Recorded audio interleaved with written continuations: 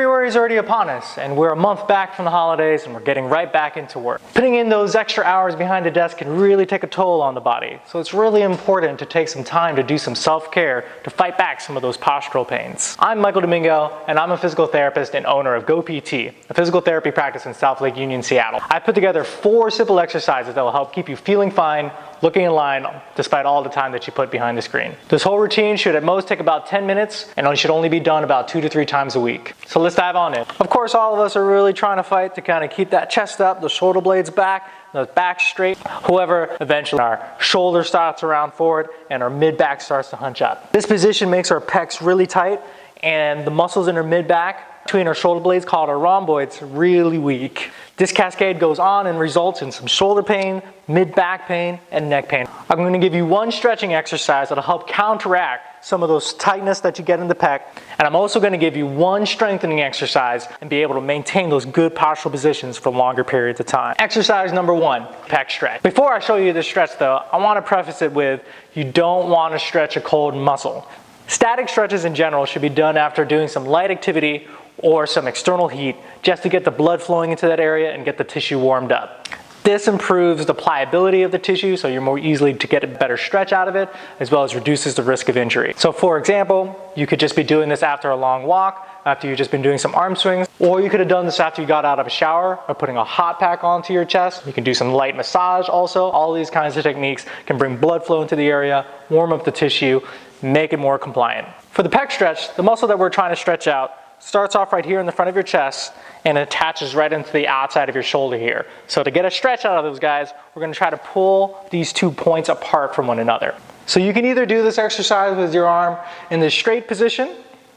Some things that I see often wrong when people try to do this with a straight arm position is that they'll internally rotate their shoulders to try to get more motion out of it, but they're just slacking that pec muscle, so you're not going to get as deep of a stretch. Trying to really open up that shoulder with your arm rotating backwards as you're pulling away will get deeper into that pec stretch. With the straight arm, you might get a little bit more bicep involved also.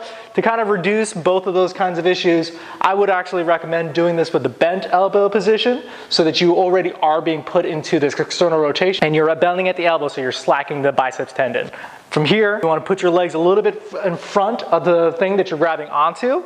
You want to lean forward slightly and then rotate away from the arm. You should feel that stretch right into the front of your chest here. I would recommend that you do these stretches about for 30-second holds, 4 to 6 repetitions. These ones you can do every day, but try to get them at least done 2 to 3 times a week.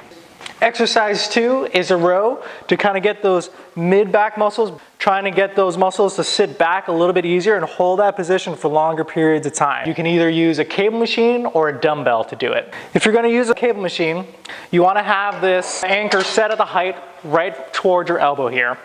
We're going to walk back a little bit so that when our shoulder blade is all the way forward in what we call this protracted position, that we're already feeling a little bit of tension coming from the weight. First, we're going to try to pull just from the shoulder blade.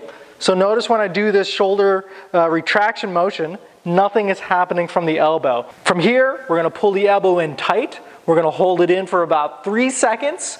We're going to let the elbow go forward, then we're going to let the shoulder blade go forward. So we're really trying to separate those 2 movements. The scapular retraction, the elbow pulling in from the lat, elbow going forward, shoulder blade going forward. The reason why we're holding for about 3 seconds is that we're trying to work on endurance of the muscle. We're trying to see how long it can maintain a contraction, just like how you're doing when you're sitting behind the desk. Another thing that I often see wrong when they do this exercise is that they overuse their upper trap to do the pulling motion. So what you'll notice is when the person does the pull, that they'll try to pull upwards. We do not want you using your upper trap or this muscle up here in the neck called your levator scap. That's just going to make your neck angrier. So what you really want to do is feel like you're pulling really low, neck is tall, pulling in straight to your side, doing that hold with a very tall neck.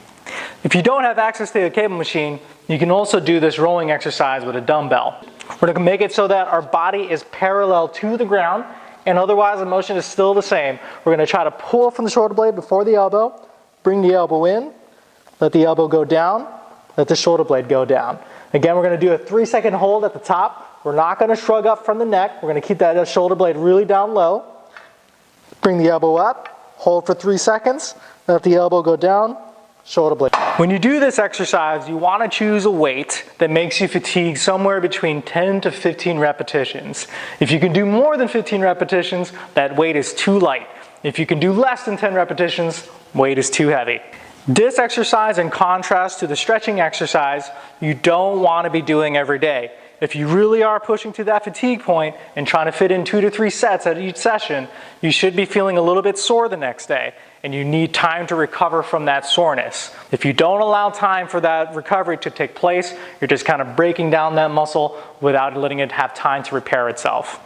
So those are 2 exercises that you can put into your workout routine that'll help you on the mobility aspect of having good posture, as well as some of the strength to maintain those positions for longer periods of time. The other area that we see people often coming in with pain after sitting for long periods of time is low back pain. The issue that we're going to be having here from this postural position is very similar actually to the issue that we're having up here.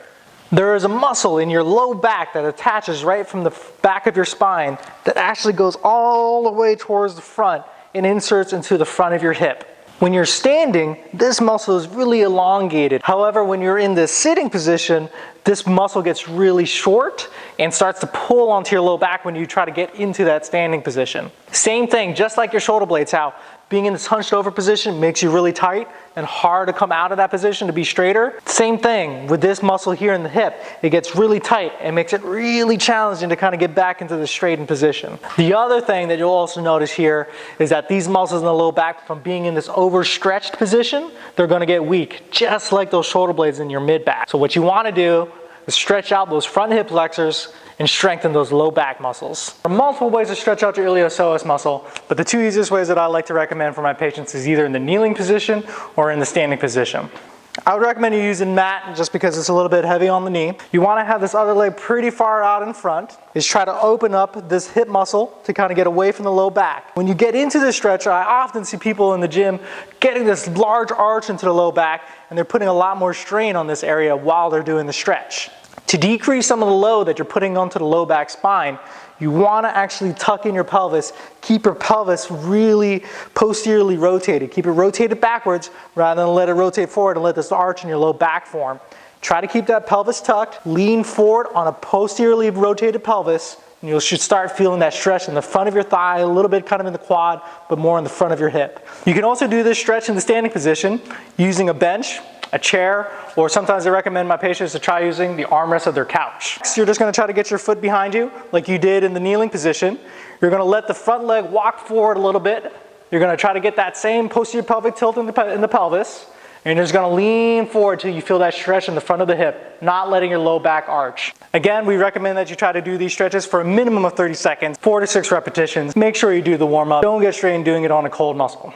The strengthening exercises that I would recommend to improve the endurance of your low back muscle are bridges. I'm going to give you a series of 3 different bridging exercise progressions. I'm first going to demonstrate to you the beginner one, and then the intermediate one, and then the most advanced version. If you are able to do 20 repetitions of these exercises, you should try the next progression. First progression of the bridge is just laying flat on your back, and you're just going to try to bring your hips straight up into the air. Hold for about 3 to 5 seconds here.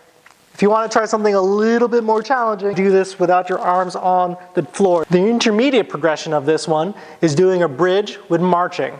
And then in this position, without losing any of the height from your hips, you're going to try to bring one leg up at a time. Each one we're going to count there. 1 rep on the left leg and the right leg. 2 left, 2 right, 3 left, 3 right. So you should be able to get to 15 to 20 repetitions on left and right before you progress to the next progression. For the most advanced version of the bridge, we're going to do a single leg bridge. We're going to have a similar starting position, except this time we're going to have 1 leg off the ground. From here, we're going to try to bring the hips straight up, all the way up to the same height. Hold it for about 3 seconds, and then come right back down. Trying to do 10 to 15 repetitions of those guys. Again, this one is not like the stretching exercise and requires a little bit more recovery. So if you really are doing 10 to 15 repetitions to fatigue, then you should be giving yourself at least 24 hours of rest in between the next bout. I know in this month of February, we're thinking a little bit extra about how we can take care of the people around us, but try to just take 10 minutes a couple times a week to show yourself some self-care. Hope you all found these 4 exercises helpful. See you all next time.